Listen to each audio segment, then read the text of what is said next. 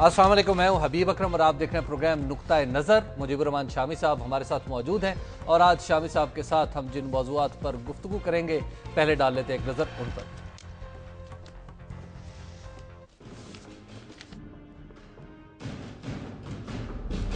अगला army chief कौन होगा?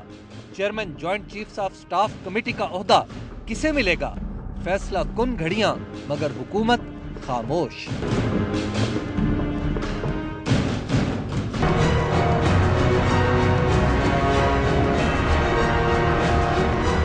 पाकिस्तान रेलवे की निजकारी की गई तो इस्तीफा दे दूंगा, वजीर रेलवे की धमकी।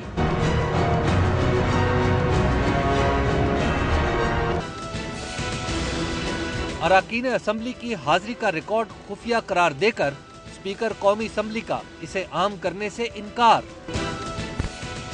जी, आज की सबसे पहली खबर, बल्कि कल से आज तक की सबसे पहली खबर और सबसे बड़ी खबर, शामी साहब के अगला आर्मी चीफ कौन होगा, सवाल पूछ रहे हैं लोग। और फिर जनरल कियानी साहब ने जाने का फैसला किया, कुछ तारीफ कर रहे हैं, कुछ शकूक का इजहार कर रहे हैं। देखिए, जनरल अशफाक परवेज़ कियानी साहब ने ये ऐलान किया है कि 29 नवंबर को वो रिटायर हो जाएंगे। ठीक, और वो रिटायर हो रहे हैं, ये उनकी डेट है। तो ये ऐलान करने का एक गैर मामूली इख्तियार उन्होंने इस्तेमाल किया है। ठीक है, इससे पहले इसकी कोई नज़ीर नहीं मिलती। किसी भी यानी सिपा सालार ने ये किसी सिपा सालार ने, किसी फौजी जर्नल ने ये ऐलान नहीं किया कि मैं फलां तारीख को रिटायर हो जाऊंगा। ठीक है, क्योंकि रिटायर करना या ना करना हुकूमत का इख्तियार होता है। तो फिर सवाल यह है कि इन्होंने क्यों किया? हाँ, इन्होंने ये क्यों किया? एक पहले तो ये समेत शहबाज शरीफ साहब से इनकी मुलाकात हुई है। अच्छा, इस ऐलान से पहले। अब उस मुलाकात में क्या क्या गुफ्तगू हुई हमें तो कुछ मालूम नहीं हो सकता, लेकिन लगता यह है कि उसके बाद उन्होंने ज़रूरत महसूस की कि यह बात कह दी जाए। ठीक। और बैनुल अक़वामी जो हमारे अखबारात हैं, अमरीकी अखबारात, वहाँ भी तरह तरह की क्या सारियाँ हो रही थी। एक अखबार की एक स्टोरी, दूसरे की एक स्टोरी। कियानी साहब रहेंगे, बड़े ताकतवर ओहदे पर रहेंगे, ये कर सकेंगे, नहीं कर सकेंगे। फौजी ज़राए के हवाले से कोई एक बात, गैर फौजी ज़राए के हवाले से दूसरी बात। और ख़ुद हमारे यहाँ भी जी, यानी कभी आर्मी चीफ की अपॉइंटमेंट इस तरह से डिस्कस नहीं होती, ठीक, जिस तरह हमने भी इसको डिस्कस किया है। उसकी वजह शायद ये थी कि ये वो पहले चीफ थे जिन्हें एक्सटेंशन मिली। नहीं, सिविल गवर्नमेंट ने। पहले अयूब खान को भी मिली। अच्छा। और जनरल ज़ियाउल हक को भी मिली, उनको खुद एक्सटेंशन दी अपने आप को। और मूसा खान को भी मिली, उनको जनाब अयूब खान ने एक्सटेंशन दी। अच्छा। और फिर जनाब परवेज़ मुशर्रफ को भी मिली, उन्होंने खुद अपने आप को एक्सटेंशन दी। तो एक्सटेंशन जो मिलना है ये कोई नई बात नहीं है। लेकिन हम क्योंकि अदलिया की तरह अब हम भी आज़ाद हो चुके हैं, मीडिया भी, इसलिए हम जो चाहे कर सकते हैं और कह सकते हैं। ठीक। तो बहरहाल कियानी साहब ने ये तो ऐलान कर दिया, लेकिन joint chief of staff committee के जो चेयरमैन है उनका मनसब खाली हो रहा है। बिल्कुल। कोई दम कम महबा हूं अहले महफिल, चरागे सहर हूं बुझा चाहता हूं। बिल्कुल। ये ऐलान नहीं हुआ कि उनकी जगह कौन लेगा। ठीक।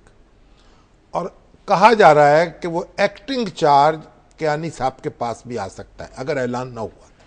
ठीक, यानी अगर आज 12 बजे कहा जा रहा है कि वो रिटायर हो जाएंगे तो टेक्निकली फिर हमारे फिर चार्ज कियानी साहब के पास आ जाएगा। और उसके बाद फिर हुकूमत के लिए मौका होगा कि वो 29 नवंबर तक फैसला कर ले।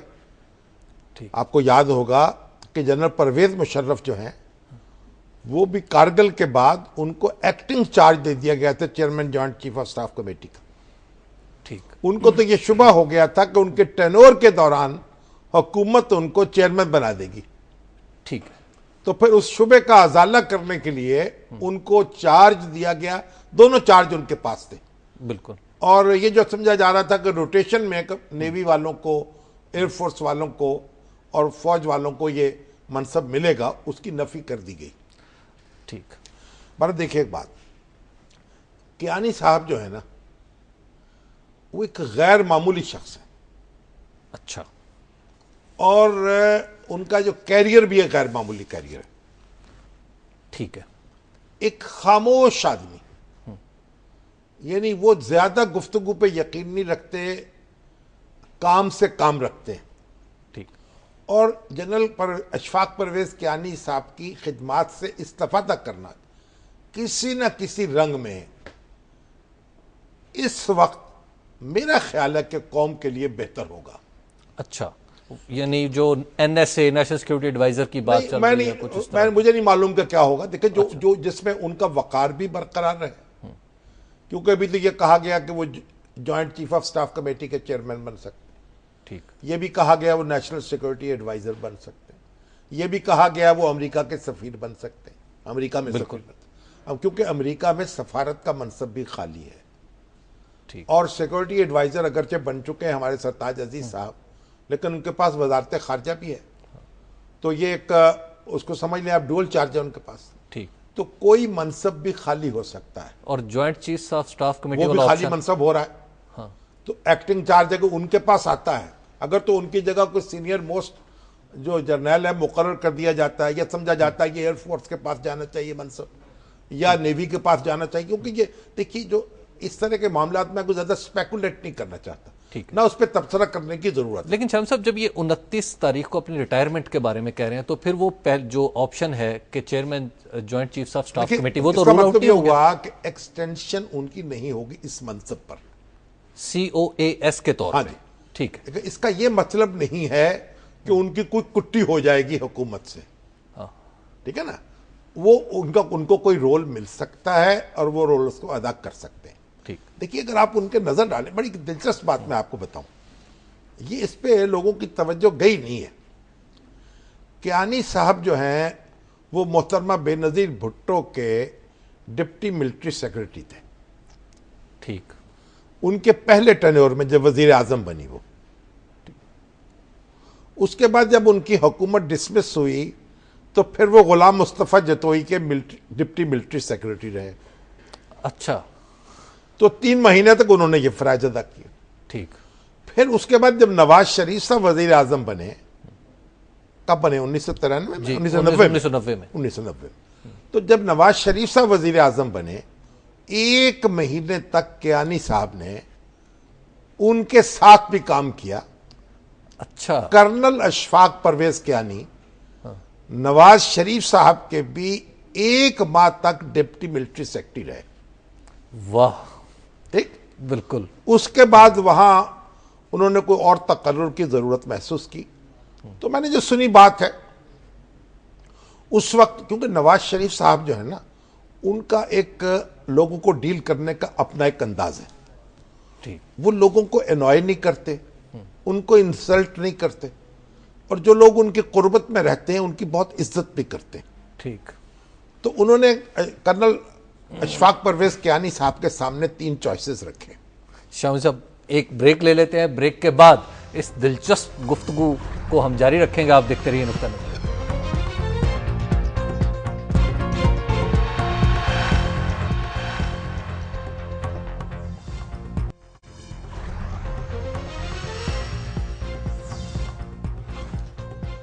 नुक्ता नज़र में एक बार फिर खुशामदीद। बात हो रही है जनरल अशफाक परवेज कियानी साहब के हवाले से। शाम साहब, अभी आपने कहा था कि वो chairman joint chiefs of staff committee भी हो सकते हैं। अच्छा, ये शामी साहब, ये एक्सटेंशन नहीं होगी? नहीं, ये एक्सटेंशन नहीं होगी। अगर वो चेयरमैन मुकर्रर होते हैं या किया जाता है उनको, तो वो एक नई पोस्टिंग होगी। अच्छा। और नई पोस्टिंग, ये टेन्योर पोस्टिंग होगी। ठीक फिर है। 3 साल के लिए वो उस मनसब पे रह सकेंगे। अच्छा अच्छा, ठीक है। तो गोया ये से एक्सटेंशन हम कंसीडर नहीं करेंगे? एक्सटेंशन नहीं। ठीक। अच्छा, मैं आपसे ये अर्ज करता, नवाज शरीफ साहब ने उनके सामने 3 बातें कही। उनका अगर आप चाहें, देखिए ना, तो आपको सिविल सर्विस में इंडक्ट किया जाए। आर्मी ऑफिसर्स इंडक्ट होते हैं सिविल सर्विस में, उनका कोटा मौजूद है। अगर आप चाहें तो आपको बैरून मुल्क किसी सफारत खाने में मिलिट्री अटैची बना के भेज दिया जाए। ठीक है। और अगर आप चाहें तो फिर फौज में वापस कर हो जाए आप। अच्छा। तो उन्होंने कहा नहीं, मुझे कुछ नहीं चाहिए, मैं फौज में वापस जाना चाहता हूं। कर्नल अशफाक परवेज कियानी ने ये जवाब दिया। देखिए, फौज उनकी अव्वलो आखिर मोहब्बत है। ठीक है। और वो सरतापा एक प्रोफेशनल सिपाही हैं। ठीक। ठीक। उनकी, और वो जहां भी रहे हैं अपने कैरियर के दौरान, उन्होंने अपने मनसब से इंसाफ किया। ठीक। उनके यहां लॉयल्टी इंस्टीट्यूशनल होती है, पर्सनल नहीं होती। अच्छा, ठीक है। ठीक है ना। एक बड़ी दिलचस्प बात मैं आपको बताऊं कि जब ये कारगिल का मामला हो रहा था, कहीं इनर मीटिंग में जो एतराजात, जिस वक्त ये बात गुफ्तगू हो रही होगी, जब ये ज़ेरे बहस था मामला, तो कियानी साहब ने कुछ उसके ऊपर नुकात उठाए थे। अच्छा। सवालिया निशान लगाए थे। और उस वक्त कियानी साहब लूप में थे यानी? नहीं, तो जाहिर है कि वो काम तो कर रहे थे ना, जर्नल तो थे। और बाद में जब वो ऑपरेशन हुआ तो जहां फिर मुश्किल का सामना करना पड़ा, वही नुक्ते थे जो उन्होंने उठाए थे। अच्छा। इस वजह से परवेज मुशर्रफ की नजर में उनकी साख जमी और दाग बैठ गई एक तरह से। अच्छा। हाँ, प्रोफेशनल उनकी जो कॉम्पिटेंस है, जो उनकी सलाहियत है। तो फिर मुशर्रफ साहब की नज़र? अच्छा, मुशर्रफ साहब जो हैं जी। देखिए, जब मुशर्रफ साहब के दौर में हमला एक हुआ है, हमला इंडियन पार्लियामेंट पर, ठीक है। 2001 में। जी बिल्कुल। और उस वक्त इंडिया और पाकिस्तान के दरमियान जंग का खतरा पैदा हो गया, क्योंकि इंडिया का कहना था कि ये लश्कर तैयबा ने ये काम किया है, और फौजें जो थी सरहद पे जमा हो गई, और एक यूं लगता था कि बस अब लड़ाई शुरू हुई कि हुई। ठीक। बहुत ही यानी आप समझें कि परेशान कुन दिन थे वो उन लोगों के लिए जो अमन चाहते हैं। ठीक। अब उस वक्त जो पाकिस्तानी ट्रूप्स की जो मूवमेंट हुई बॉर्डर्स पर, उसके इंचार्ज जो थे मेजर जनरल अशफाक परवेज कियानी थे। अच्छा। तो जिस तरीके से वो मूवमेंट हुई और जिस तरीके से ट्रूप्स की प्लेसमेंट हुई, वो भी एक प्रोफेशनल कॉम्पिटेंस का एक शाकार था। अच्छा। उसने भी कियानी साहब की जो एक सपाहियाना जो महारत है ना, और जो जर्नली शान है, उसका सिक्का बैठा दिया। अच्छा, और फिर ये हुआ, अब ये मैं 10th कोर के कमांडर। अब 2003 में परवेज मुशर्रफ साहब पर हमला होता है, ठीक, रावलपिंडी में, और वो बाल बाल बचते हैं। उन पर जो हमले हुए हैं उसमें सबसे बड़ा हमला ये था, बिल्कुल, जिसमें वो बस किस्मत ने बचा दिया। अल्लाह जिसको चाहे, जैसे अल्लाह रखे उसे कौन चखे। अब उसके बाद जो मुलजमों को गिरफ्तार करना, उनकी तफ्तीश के मराहल जो थे, उसमें खासा हौच पौच हो रहा था। तो कियानी साहब को उसका चार्ज दिया गया। अच्छा, कियानी साहब ने जो तफ्तीश की और मुलजमों तक हाथ पहुंच गया उनका, वो धर लिए गए। इससे उनका परवेज मुशर्रफ साहब जो है, वो जाती तौर पर उनके ममनून एहसान हो गए। ठीक, यानी ये हमारे प्रेसिडेंट साहब नहीं, ममनून हुसैन जी जी ममनून वैसे हो गए। बस एक कि उनकी जो ये थी एक खिदमत कह लीजिए, या उन्होंने तो अपना काम किया ना। ठीक, यानी वो परवेज मुशर्रफ साहब का जाती मामला तो नहीं था, सदर थे पाकिस्तान के, उन पर हमला था, कमांडर इन चीफ थे। और वो मुलजम जो पकड़े गए, तो ये उनका एक और कारनामा समझा जाता है। ठीक है। फिर वो ISI के डायरेक्टर जनरल लगे। शामी साहब, ये है अब ट्रिकी पीरियड स्टार्ट हो गया और साथ ही ब्रेक आ गई है। तो एक ब्रेक के बाद हम गुफ्तगू आगे बढ़ाएंगे, आप देखते रहिए नुक्ता नज़र।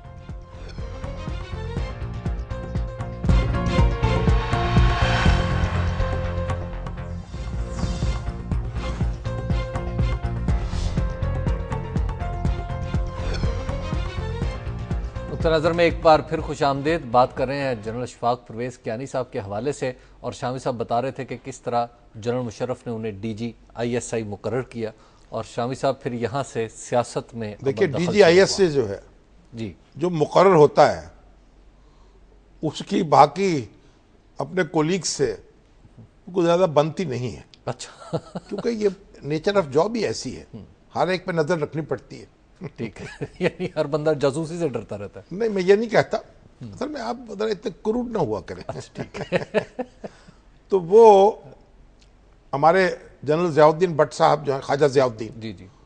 वो भी DGISI थे। इसके बाद जो तजर्बा हुआ, जो उनको बनाया गया, तो उसके बाद जो हुआ आपने देख लिया। बिल्कुल। Chief of army staff Nawaz Sharif साहब, अभी उनकी पिटीशन जो है अदालत में है, उन्हें ड्यूज नहीं मिले अभी तक। ड्यूज नहीं मिले अभी तक। बहरहाल कियानी साहब जो हैं वो DGISI मुकर्रर हुए, ठीक है। और ये ऐसे DGISI हैं कि उसके बाद चीफ ऑफ आर्मी स्टाफ बने, ठीक। और सबने खुशी खुशी इनको कबूल कर लिया।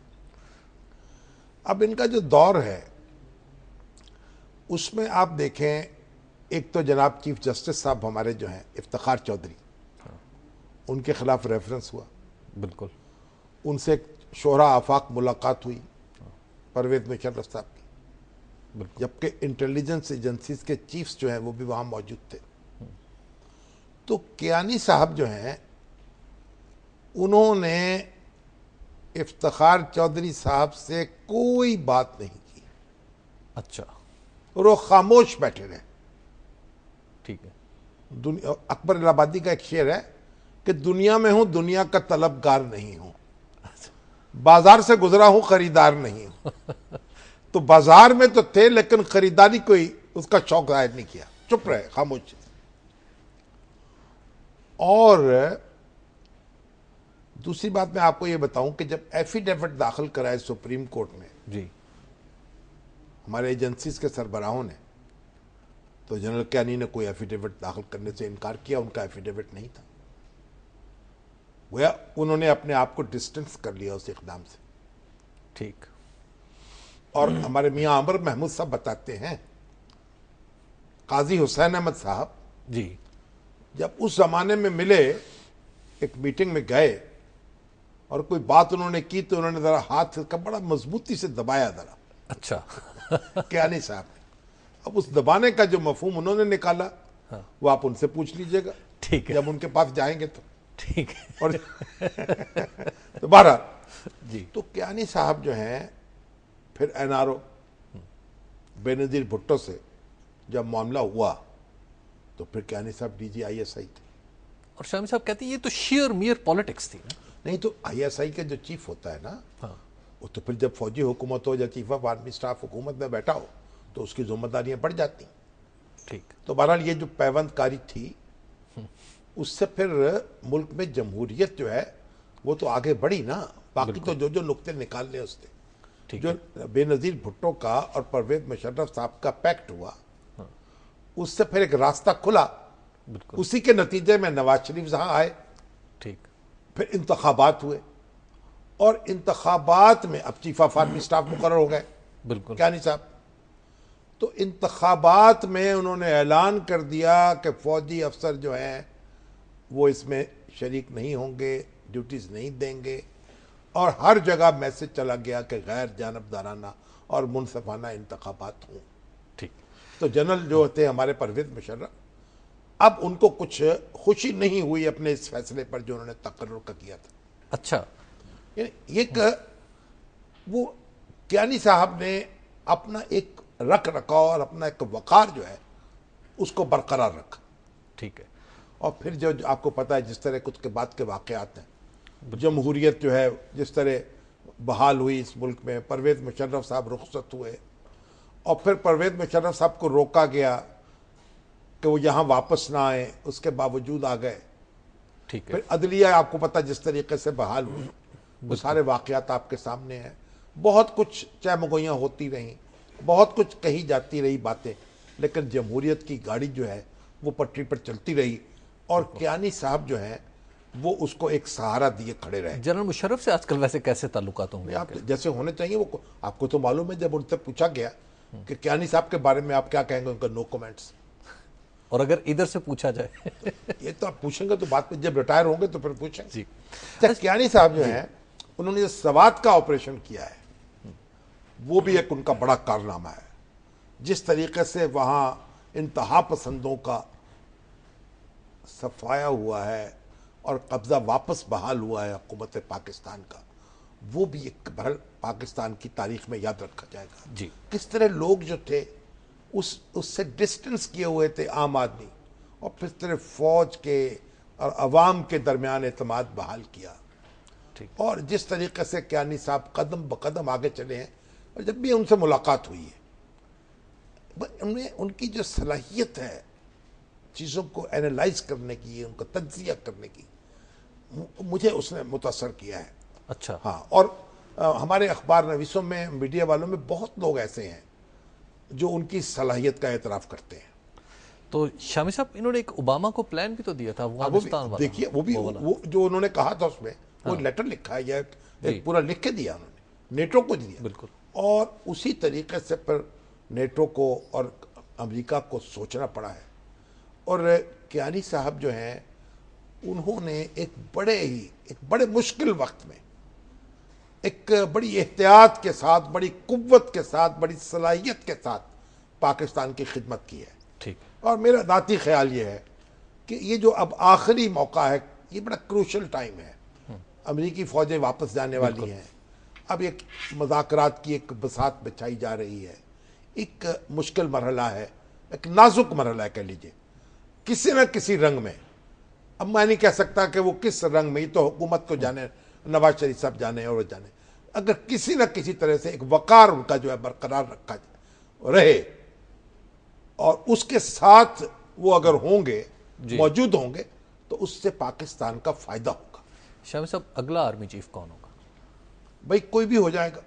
देखिए बात यह है कि 3-4 हजरात जो सीनियर हैं, जब 20-20 साल लगा के वो इस मनसब पर पहुंचते हैं और एक चुन के पहुंचते हैं ना, तो अब उनमें से ये खूब से खूब तारी बात है ना चुनना जो। ठीक है। तो अब नवाज शरीफ साहब ने पहले तो कहा था कि सीनियर मोस्ट को हम चुनेंगे, अब फिर कुछ उन्होंने थोड़ा सा इधर उधर किया है कि जो 3 सीनियर मोस्ट हैं उनमें से चुन लेंगे। मगर मेरा ख्याल है कोई बहुत आगे नहीं जाएंगे, जो टॉप की जो लिस्ट है उसी में रहेंगे।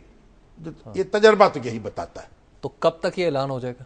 कि देखिए मैं कोई ISPR का जर्नल तो हूं नहीं, आप उनसे पूछ लीजिए, हमारे क्या नाम है जनरल आसिम बाजवा साहब से, वो बता देंगे आपको जो बताना होगा। जब उन्होंने जब बयान जारी हो गया है, गैर मामूली बात हो गई है, तो कोई और बात भी कर दें। शाम साहब, इस वक्त तो लाहौर इस्लामाबाद में या हुकूमत बताए, मतलब देखिए मुकर्रर तो नहीं करना उन्होंने ISPR ने, हुकूमत ने करना है। और हुकूमत अगर चाहे तो जल्दी फैसला कर सकती है। आसिफ नवाज साहब जो हैं उनको भी तो असलम बेग साहब की रिटायरमेंट से पहले ही मुकर्रर कर दिया गया।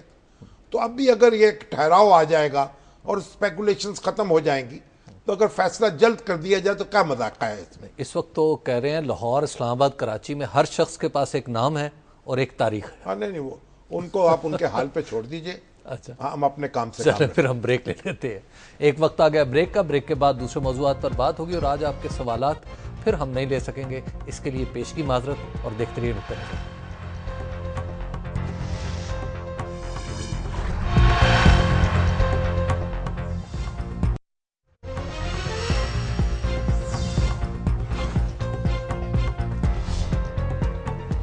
नज़र में एक बार फिर खुशामदीद बात हो रही थी चीफ ऑफ आर्मी स्टाफ के हवाले से। तो शामी साहब, इस गुफ्तगू को कल भी जारी रखेंगे कि किन किन कंसिडरेशंस पे ये बताऊं, ये हम इस पे अर्ज करेंगे आपसे कि किन किन कंसिडरेशंस पर हमारे यहाँ ये मनसब जो है बिल्कुल अता किया जाता रहा। और फिर वो joint chief of staff committee पे भी कोई थोड़ी सी बात करेंगे देखिए जी। तो शामी साहब, अगली खबर की तरफ जो ताज़ा में जरा मोहतात रहना चाहिए। ठीक है, हमें सियासत दाखिल नहीं करनी वहां से। ठीक, लेकिन हम हिस्ट्री तो जानने की कोशिश करें। दुनिया में कहीं इस तरह की डिस्कशन नहीं होती। अच्छा, हाँ, ये जरा एहतियात की बात है। ठीक। अच्छा शामी साहब, ताज़ा तरीन खबर जो फैसलाबाद में, देखिए अब बात ये वक्त है 8 मिनट है, मौजूद है 4 जी, तो मैं जल्दी बोलूंगा। ठीक है। तो पहले तो जनाब फैसलाबाद में PTI यानी पाकिस्तान तहरीक इंसाफ यानी इमरान खान, उनके उम्मीदवार जो हैं वो सूबाई असम्बली के मेंबर मुंतखब हो गए और मुस्लिम लीग नून का उम्मीदवार हार गया। पहली बड़ी कामयाबी। और जनूबी पंजाब में भी तो एक इलेक्शन था ना जी, वहां पे PMLN ही जीत गई है।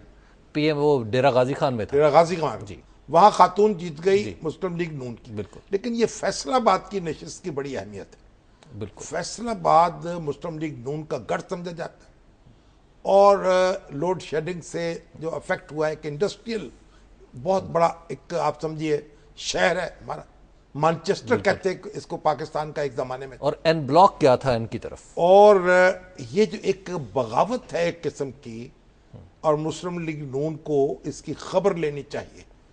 और ये कोई ऐसी बात नहीं है जिसको नजरअंदाज कर दिया जाए। इमरान खान साहब यकीनन इस पर जिस तरह भी चाहें खुशी का इजहार कर सकते हैं, और उनके हामी दुमाल डालें या भंगड़ा डाल सकते हैं।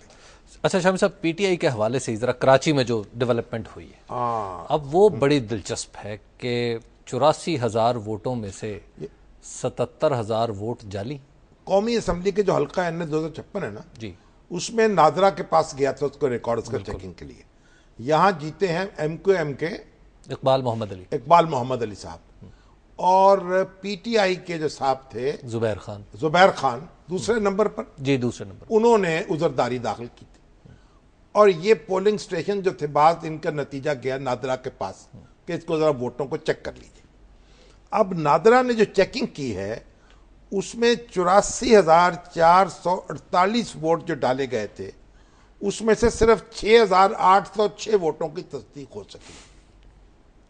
और उसमें देखिए आप, उसमें एक बड़ी बात है, एक फार्स है। इलेक्शन क्या है? नहीं, इसकी वजह भी है ना, जो एक मैग्नेटाइज्ड स्याही थी ना, इंक, एक खास स्याही होती है, ठीक है, अंगूठे के निशान के लिए जिसको इस्तेमाल किया जाना चाहिए, ठीक है, ये इलेक्शन कमीशन फराहम करता है अपने अरकान को जी।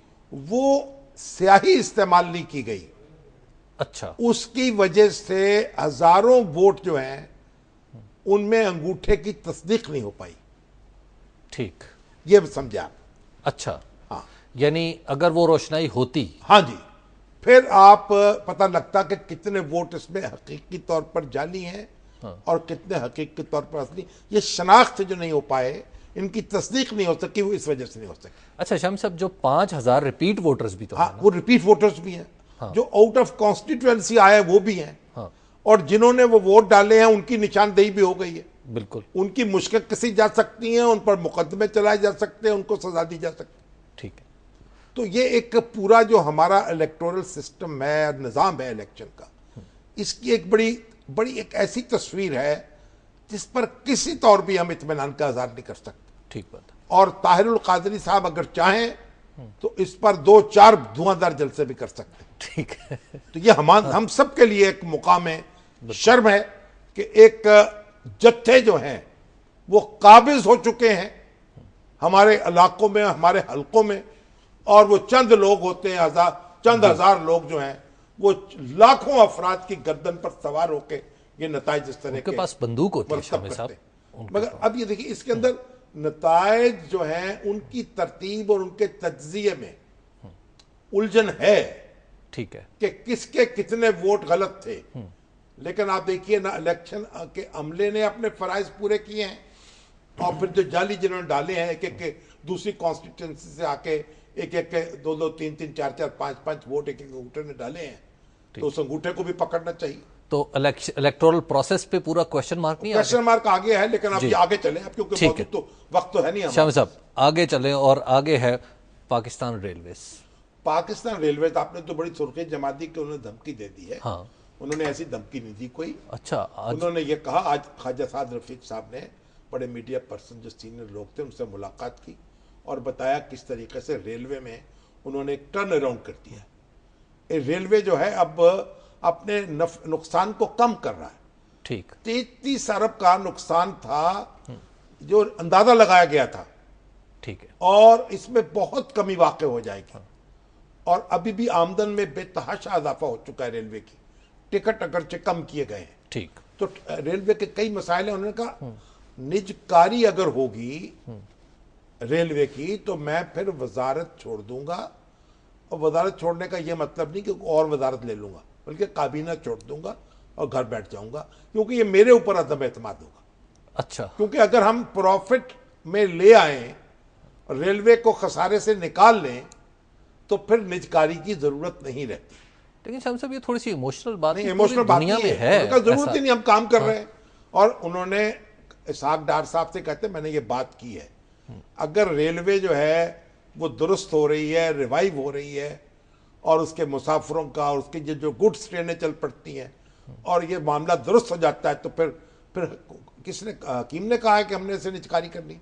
और रेलवे की निचकारी जो है वो कोई ऐसी बात नहीं है कि जिसको समझे को आसानी से हो जाएगी। और ये जो जब प्राइवेट सेक्टर आता है ना जहाँ, वहाँ फिर नफाखोरी भी आती है। और पाकिस्तान जैसा मुल्क जिसमें वैसे ही इंतजामिया बड़ी ढीली हो, उसके बड़े नुकसान होते हैं। अब मौका नहीं है कि सारी तफसील बताऊं, मैं फिगर्स दूं आपको, कल अगर हुआ तो या किसी और दिन ये बात करेंगे। बहरहाल ये बात जो कुछ उन्होंने बताया है उससे बड़ा इत्मीनान हुआ है। अच्छे लोग चुन चुन कर जनरल मैनेजर लगाए गए हैं, बोर्ड में लगाए गए हैं। और जो रेलवे की वजारत है उनका इसको अलग किया जाए। रेलवे वजारत का कोई काम नहीं है, अच्छा, सवाए इसके कि पैसे बटोरने से, सौदे करने से, कमीशन खाने से। रेलवे का बोर्ड होना चाहिए बाकायदा। ऐसी जरूरत है कि रेलवे को कोई डी ट्रैक ना कर सके। कॉर्पोरेटाइजेशन हर ट्रेन का उन्होंने कहा कि हम मैनेजर मुकर्रर कर रहे हैं। गुड। सिक्योरिटी के इंतजाम ट्रेन के अंदर हैं, सफाई के इंतजाम ट्रेन के अंदर हैं, मिसाली स्टेशन बना रहे हैं और बहुत कुछ कर रहे हैं। और जो उन्होंने कहा 3 जो रेलवे लाइनें हमारी हैं वो एक track 1, track 2, track 3 Lahore Peshawar से कराची जाता है। फिर देखिए खैबर पीके से फिर कराची जाता है रूट, फिर जायदान ताफ्तान तक जाता है। तो ये बुलेट ट्रेन जो है उसका आधा काम तो हुआ है। अच्छा शाम साहब, अगली वो जो बड़ी दिलचस्प खबर है अरकान असेंबली की हाजिरी। खबर यह है कि जो हमारी पिलडेट है जी, उसने कौमी असम्बली के स्पीकर साहब से या सेक्रेटेरिएट से ये अर्ज किया कि आप जो अरकान असम्बली हैं उनकी जो हाजिरी है, अटेंडेंस जो है, उसका रिकॉर्ड हमें दे दें ताकि हम उसे शाया कर सके, लोगों को पता चल जाए कि उनके अरकान असम्बली कितनी हाजिरियां उन्होंने दी हैं। उन्होंने कहा कि हम ये नहीं दे सकते, ये खुफिया है। उन्होंने इसे चैलेंज कर दिया वफाकी मुतसिब के पास। अब्दुल रऊफ चौधरी जो है इस वक्त एक्टिंग चार्ज है उनके पास मुतसिब का। उन्होंने फैसला दिया है कि वो हाजिरियों का रिकॉर्ड दिया जाए। वो पब्लिक प्रॉपर्टी है, लोगों को मालूम होना चाहिए उनके अरकान क्या कर रहे हैं। और हालांकि पहले भी कई बार अब ये जो खुफिया रिकॉर्ड है वो मंजर आम पर आएगा, फिर देखिए क्या होता है। खुफिया रिकॉर्ड में शायद 2-4 बातें आएंगी ना, नवाज शरीफ साहब नहीं आते। नहीं, वो नवाज शरीफ साहब तो अपनी जगह है, अब नवाज शरीफ साहब पे ना कूद के चले जाए। बाकी अरकान क्या कर रहे हैं, हाजिरियां लगवा रहे हैं, अनाउंस कितने ले रहे हैं, क्या नहीं ले रहे हैं, पर एक लंबी कहानी। चलिए साहब, हमारे आज के प्रोग्राम का वक्त खत्म हो गया। कल फिर हम इसी वक्त इसी जगह से आपकी खिदमत में हाजिर होंगे। हमें दीजिए इजाजत, अल्लाह ने के बाद।